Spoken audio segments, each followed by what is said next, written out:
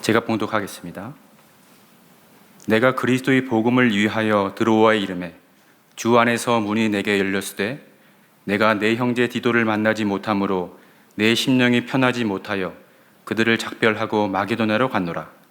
항상 우리를 그리스도 안에서 이기게 하시고 우리로 말미암아 각처에서 그리스도를 아는 냄새를 나타내시는 하나님께 감사하노라. 우리는 구원받는 자들에게나 망하는 자들에게나 하나님 앞에서 그리스도의 향기니 이 사람에게는 사망으로부터 사망에 이르는 냄새요 저 사람에게는 생명으로부터 생명에 이르는 냄새라. 누가 이 일을 감당하리요? 우리는 수많은 사람들처럼 하나님의 말씀을 혼잡하게 하지 아니하고 곧 순전함으로 하나님께 받은 것 같이 하나님 앞에서와 그리스도 안에서 말하노라. 아멘.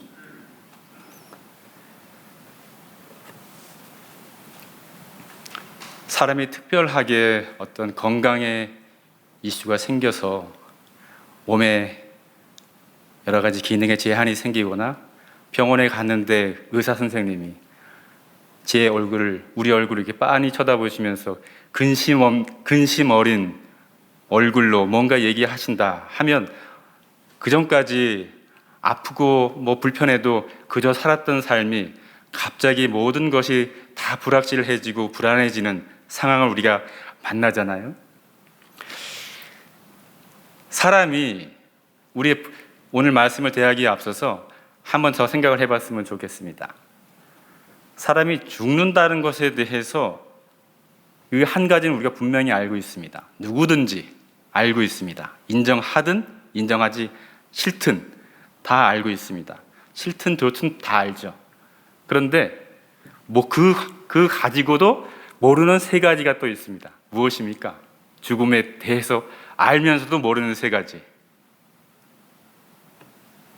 언제, 어디서, 어떻게 마치게 될 것인가는 아무도 모릅니다. 하나님만 아시죠?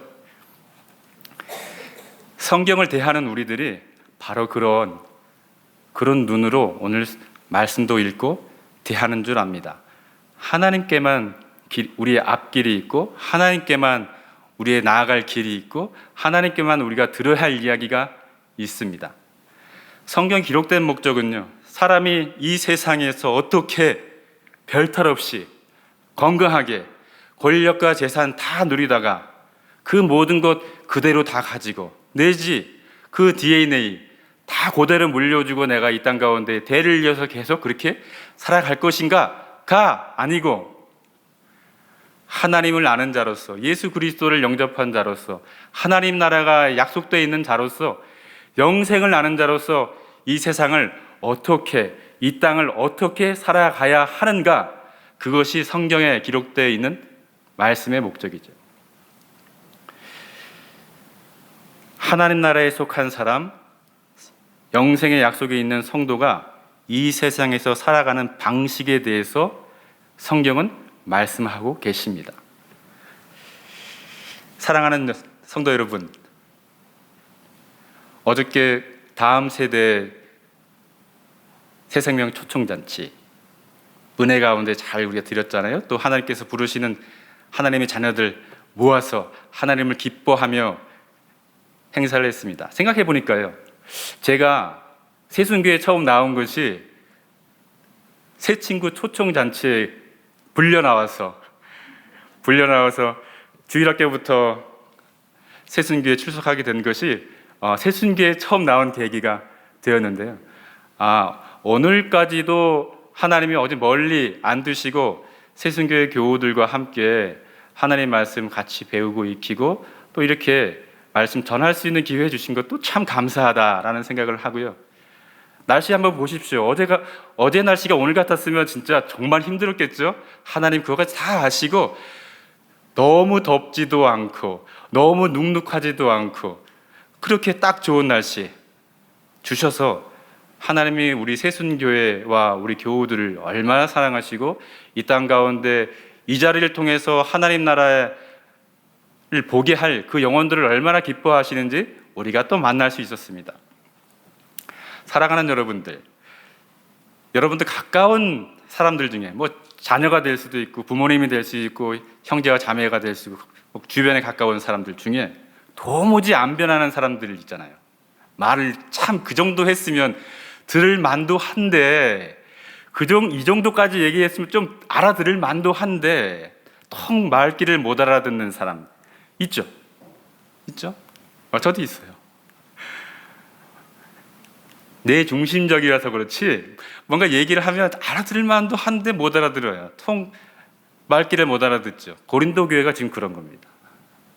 바울이 지금 그 정도 얘기했으면 말했으면 알아들을 만은 한데 통 못 알아듣는 겁니다. 오늘 말씀은 바울이 고린도 교회에 보낸 두 번째 편지의 내용인데 고린도 전서를 받아본 교회 첫 번째 편지를 받아봤을 때 고린도 교회 교우들 좀 변화된 것 같았습니다. 좀 뭔가 문제가 개선된 것 같고 신앙을 각성한 것 같았습니다.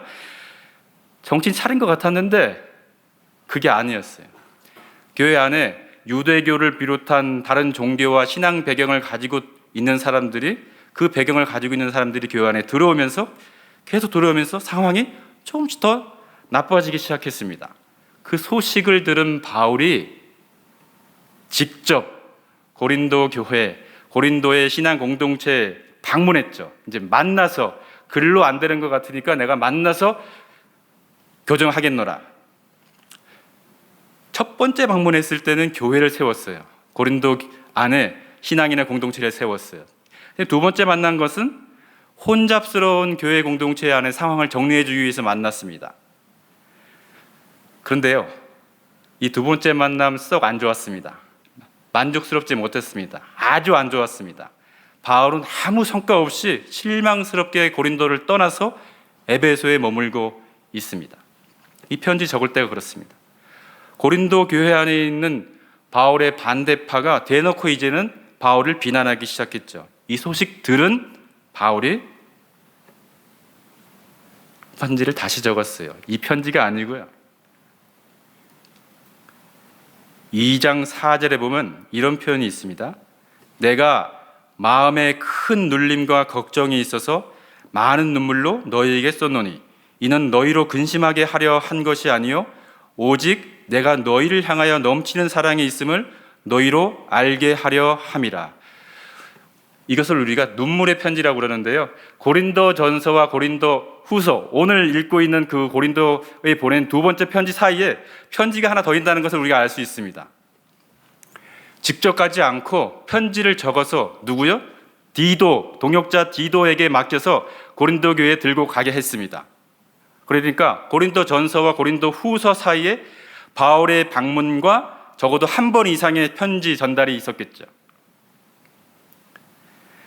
눈물로 쓴 편지 붙일 수 없다는 가요 가사 혹시 오래된 분은 아시겠네요. 죄송합니다. 눈물로 쓴 편지 붙일 수 없는 게 아니고 붙였어요. 붙이고 디도에게 맡겨가지고 고린도 교회에 보냈고 편지 전하고 돌아오는 디도를 드로아에서 다시 만나기로 했습니다. 드로아는요,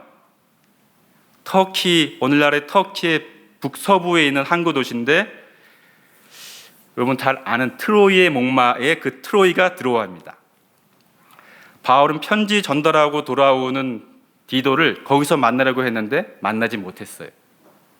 일이 잘못되었을까 봐 걱정했을 겁니다. 여러분 요즘 같은 통신수단이 발달되어 있으면 어떻게든 연락해보고 또 기다리기도 하겠는데 마냥 기다릴 수 없으니까 마케도니아로 건너갔어요. 12절과 13절에 이렇게 기록되어 있습니다. 내가 그리스도의 복음을 위하여 드로아의 이름에 주 안에서 문이 내게 열렸으되 내가 내 형제 디도를 만나지 못함으로 내 심령이 편하지 못함으로 그들을 작별하고 마게도냐로 갔노라.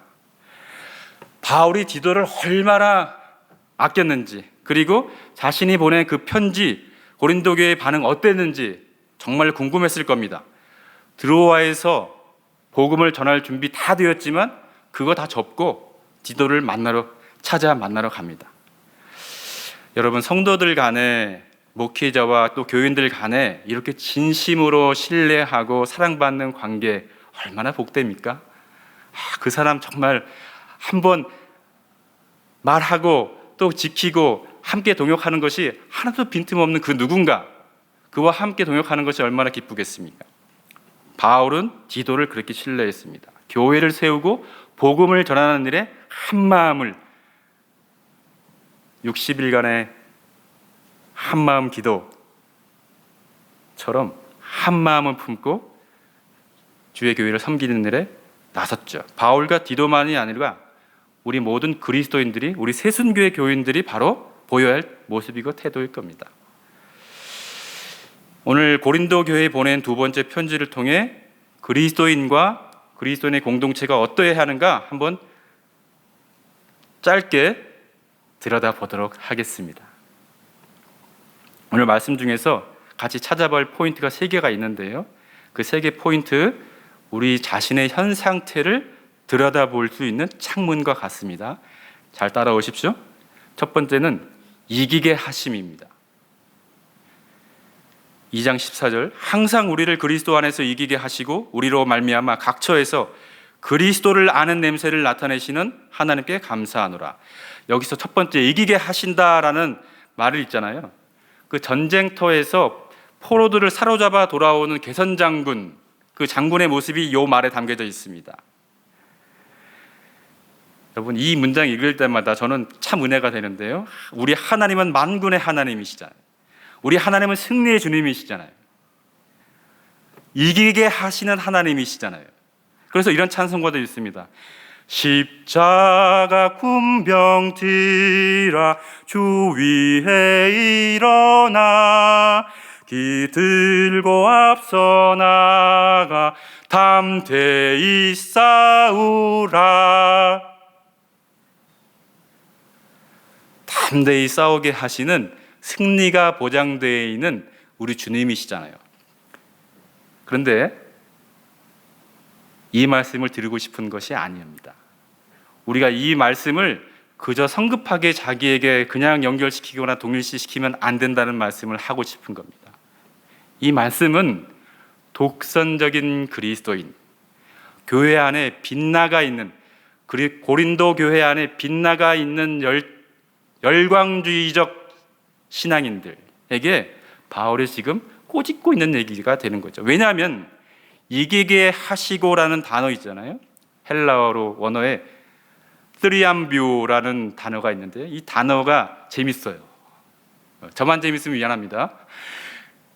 왜 재밌냐면 목적어를 취하는 타동사를 쓰게 되면은 그 목적어를 포로로 끌고 가서 개선 퍼레이드를 하는 장면을 설명하는 겁니다. 좀 전에 우리가 읽은 말의 목적어가 뭔지 아세요? 항상 우리를 그리스도 안에서 이기게 하시고, 국어 하시는 분 알겠죠? 이거 목적어가 무엇인지. 무엇입니까? 우리를 사로잡아 끌고 가시는 예수 그리스도시죠. 고대 근동 지방의 유적물들이나 로마에 가면 로마 이 개선문 같은 데 보면 부조물들이 있어요. 부조에 이렇게 뭐 있어요. 이렇게. 개선하는 장군이 포로를 이렇게 줄줄이 사탕 끌고 이렇게 들어오는 그 장면이 이렇게 조각되어 있는 거 있습니다. 바로 그 모습이 이 단어 안에 들어있는 거죠. 이 시대에 물들어 젖어 있는 우리들, 그렇게 살고 있으면서 실제로는 예수를 대적하며 사는 우리들, 그는 우리들을 예수님께서 사로잡아 그분의 뜻에 이끌어 살도록 하신다는 말씀입니다.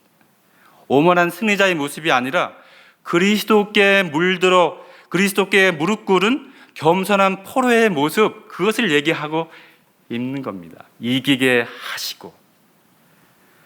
주 안에 사랑하는 성도 여러분들, 저와 여러분들은 분명히 확실히 우리 예수님의 승리에 동참한 사람들입니다. 하지만 그에 앞서서 우리는 완전히 사로잡힌 자의 모습이 먼저여야 합니다. 그리스도께 사로잡힌 자는 세상을 향해 당당하지만 오만하지 않습니다. 오만하지 않습니다. 자신을 지극히 낮추고 성도 간의 피차에 복종하는 자. 여러분, 열정적인 신앙인 열심히 남다른 일꾼 중에 종종 이런 분들 만납니다. 뭐든지 자기가 주도해야 속 편한 사람들이 마음 편합니다. 교회 일도 그렇게 합니다. 다른 사람들과 관계도 그렇습니다. 심지어 그리스도마저, 예수님마저 자기가 부리려고 하고 얼레고 달리려고 하는 그런 때를 써서 자기가 원대로 하려고 하는 그런 모습 보일 때가 있습니다. 그건 결코 성숙한 그리스도인의 모습이라고 할 수 없죠. 그리스도께서 주인이시고 나는 그분의 사랑에 매인 종입니다.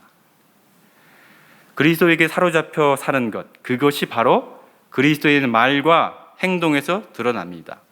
여러분, 드러난다고 할 때 바로 이어지는 것이 다음에 두 번째와 세 번째에서 우리가 알 수 있습니다.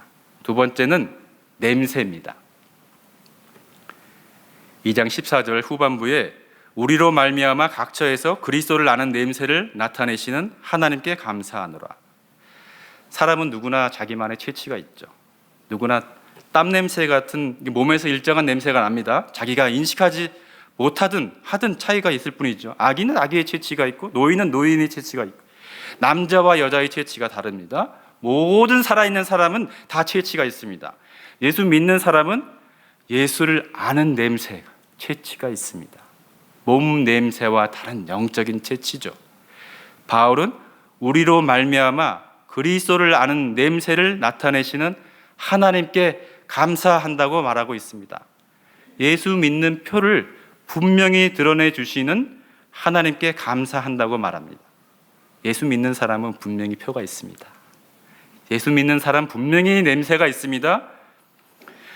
여러분 중에 여러분을 잘 알 만한 누군가가 여러분들에게 이렇게 말한다면 얼마나 난감하겠습니까? 야, 너 예수 믿었어? 너 교회 나갔어? 야, 너 뚝박이다, 야.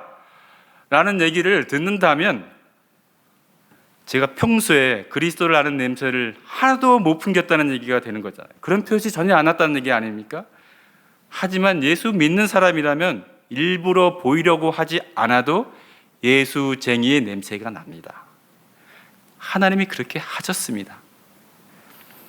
고린도 후서 1장 22절에 이런 말씀이 있습니다. 우리를 너희와 함께 그리스도 안에서 굳건하게 하시고 우리에게 기름을 부으신 이는 하나님이시니 그가 또한 우리에게 인치시고 보증으로 우리 마음에 성령을 주셨느니라. 에스겔 9장 4절 읽지는 않겠습니다만 이런 내용이 있습니다. 이스라엘 중에 탄식하며 우는 자들에게 너는 가서 이마에 표를 그려라 하는 말씀이 명령이 있습니다. 하나님께서 성도의 이마에 표를 그려주십니다. 그 보증으로 마음에 성령을 주셨다고 말씀하십니다. 이마 어떤 곳입니까? 이마 특별히 뭘 가리지 않은 이상 여러분들 이마 너무 잘 보이는데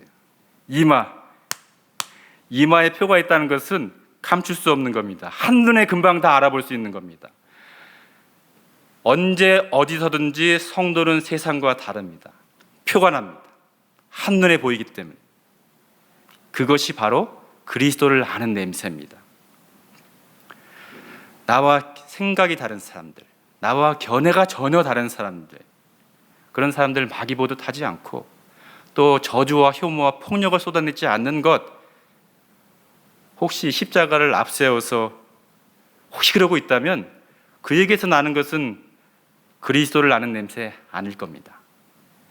도리어 현저히 그리스도를 욕되게 하고 십자가를 모독하는 거죠. 그런 냄새 나는 겁니다. 우리는, 사랑하는 성도 여러분, 우리는 분명히 다릅니다. 다른 냄새가 납니다. 더 날려고 뭘 하지 않아도 납니다. 안 믿는 사람들과는 삶의 목적이 다르기 때문이죠. 하나님 지금 우리들에게 바울이 적은 편지를 통해 똑같이 얘기하고 계십니다. 마지막 세 번째는요, 향기입니다. 냄새가 예수 믿는 사람이든 믿지 않는 사람이든 누구에게나 나는 그런 고유한 체취라면 향기는 어떻습니까? 향기는 향수를 이렇게 뿌리는 것 같습니다. 인위적이죠. 바르는 것 같으니까. 향기는 타고나는 것이 아닙니다.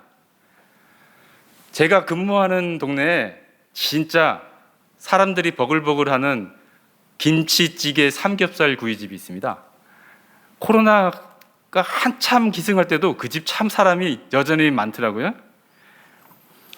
그 집 앞을 지나면 항상 고기 굽는 냄새가 진동을 합니다. 그러니 그 안에 들어가서 그 돼지 삼겹살 구워 먹는 사람들 몸에 얼마나 그분들 좋아하는 냄새가 배기겠죠.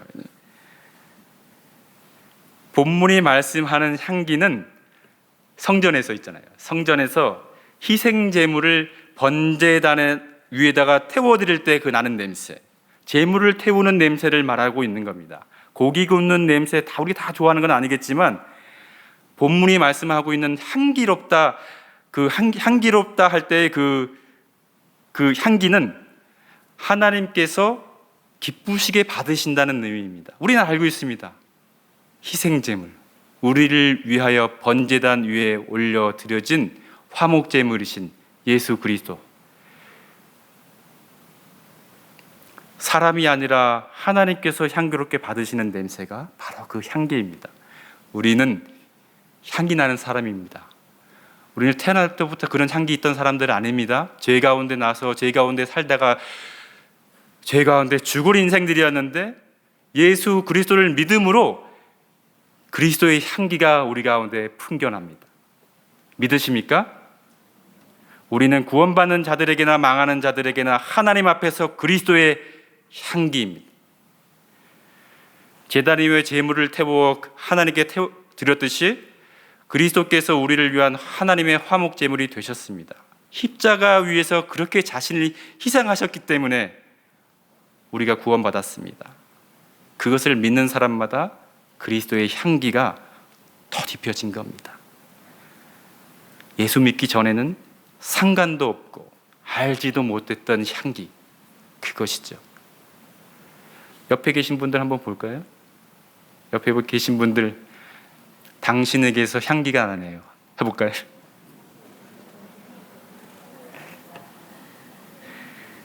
그냥 향기가 아니고요, 그리스도의 향기입니다.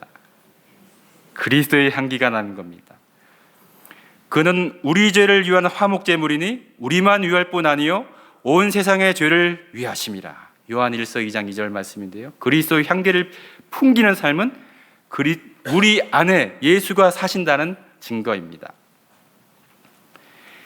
이 세상에 최고급 명품 향수도 그리스도의 향기에 비할 수 없습니다. 비할 수 없습니다. 제가 아침에 나올 때 이렇게 막 뿌리고 나왔는데 그 뿌린 향기 곧 금방 다 날아가죠. 그리스도의 향기는 예수 그리스도를 영접하고 그 안에 사는 이들에게 풍겨나는 향기는 사라지지 않습니다.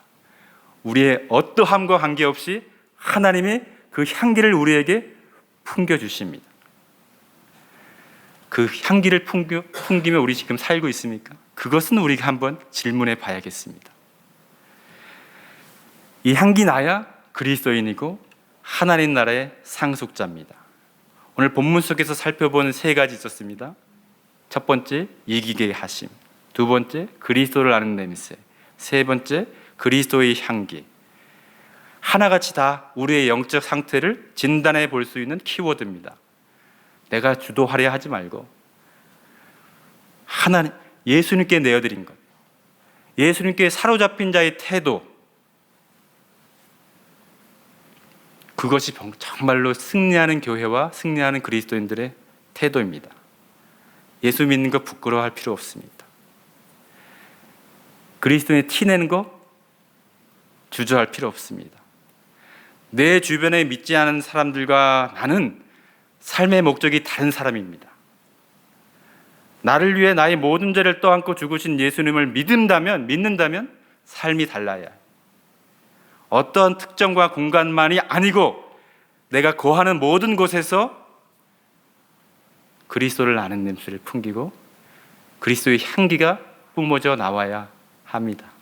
그것이 바로 이기게 하신, 우리를 이기게 하신 그 예수님의 승리에 동참하는 그리스도의 모습이죠. 성령 충만한 삶, 은혜가 내 안에서부터 바깥으로 흘러넘치는 사람, 오직 주의 사랑에 매여 사는 사람, 하나님 나라의 이런 백성 되기를 다짐하고 소원하는 저와 여러분들 다 되기를 축원합니다. 우리 잠깐 기도했으면 좋겠는데요. 말씀을 잠깐 기억